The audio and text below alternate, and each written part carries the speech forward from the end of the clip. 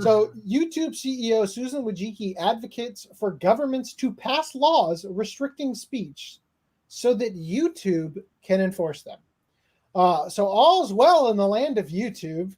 So in a recent interview, YouTube CEO Susan Wojcicki advocated for governments. I'm not even going to read it. It's the exact same thing I just read. I'm going to skip that one.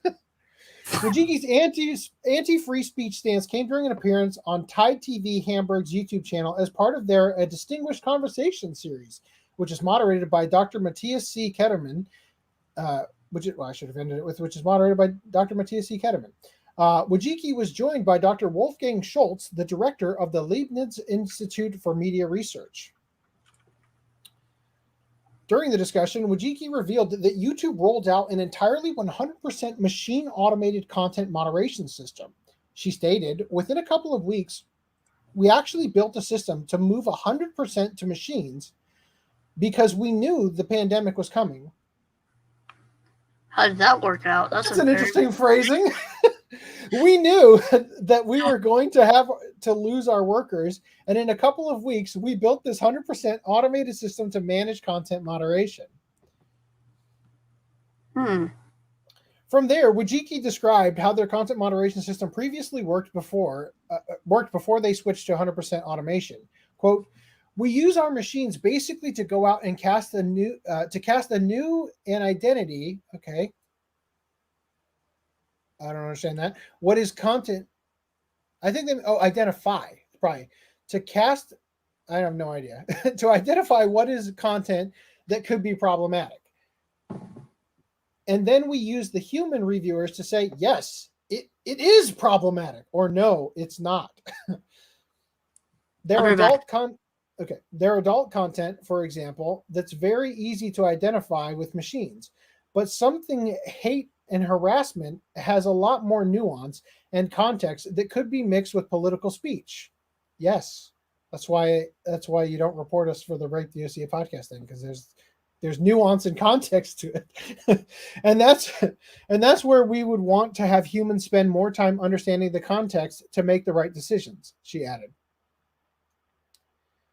She then described how their 100% automated system works. Quote, basically, we built the system that worked entirely with machines, and we used the small set of full-time employees to handle the appeals. When people said, no, you made a mistake, can you check? So we used our full-time employees for that. She went on to admit this strategy did not work out as well as they had planned, as they made mistakes and possibly crushed numerous small businesses. Yikes! Sue, like, she's admitting it. With those mistakes being made, Wojcicki says they've gone back to using a combination of machines and people. After briefly detailing how their content moderation system works, Ketterman asked her, quote, you mentioned the important position that YouTube has in how to deal with content, whether to downrank it, to demonetize it, depending on the jurisdiction you're in. In some countries like Germany, courts have taken a rather strong position on the limits of what platforms can do, whatever they must not. This is so horribly structured. Strong position on the limits of what platforms can do, whatever they must not act arbitrarily, or that they have to stick to their standards and implement them. He added, so how does that work in practice? Perhaps you can elaborate a bit on that. I don't even know what you're asking because you phrased it like a dumbass. How do you make sure, in light of many different jurisdictions, you have to navigate this minefield between national jurisdiction, between keeping advertisers happy, between keeping users interested?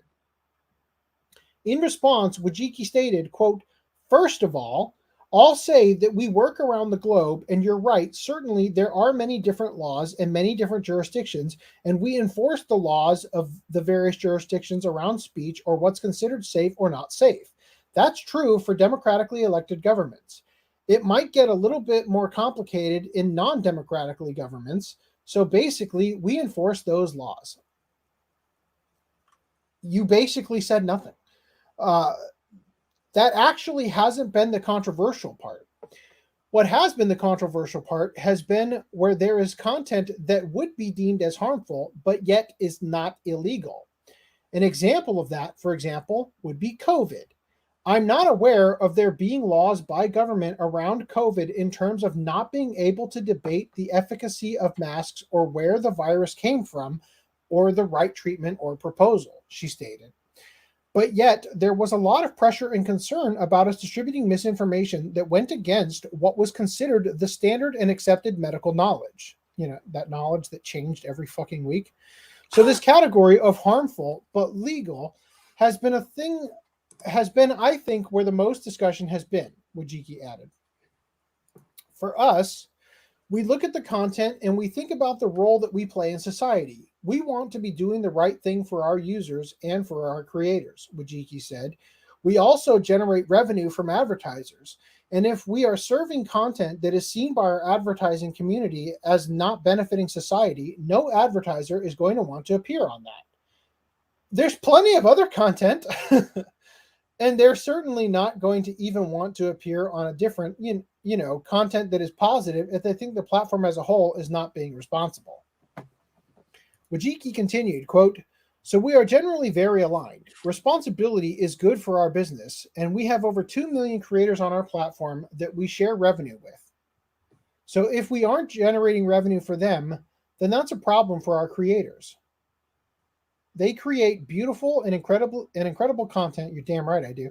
And we create the majority of revenue with them." Next, she stated, quote, "I think governments can always.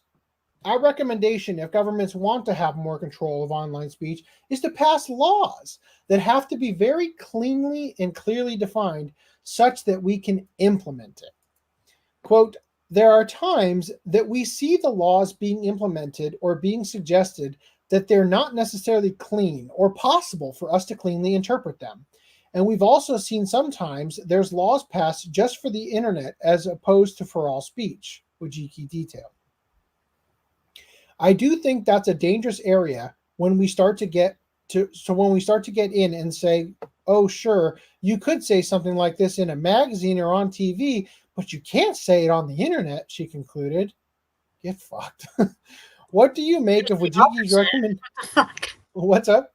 It's just So the you're opposite. about What the Yeah, like honestly, it literally is the opposite. There are things you would not be able to say on TV, like curse words and stuff that you can say on the internet.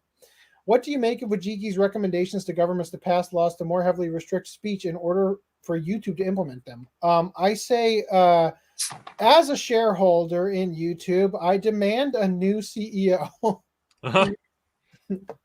Well, actually, now that I think of it, actually no. YouTube also has some things that can't be said that you can on TV, like the medical information type deal. Like they can say words that won't trigger the algorithm because they have their sponsors and ads or what. Yeah. So I want to address Jason's house says, "Damn that 5-head. Yeah, she's really giving mine a run for her money."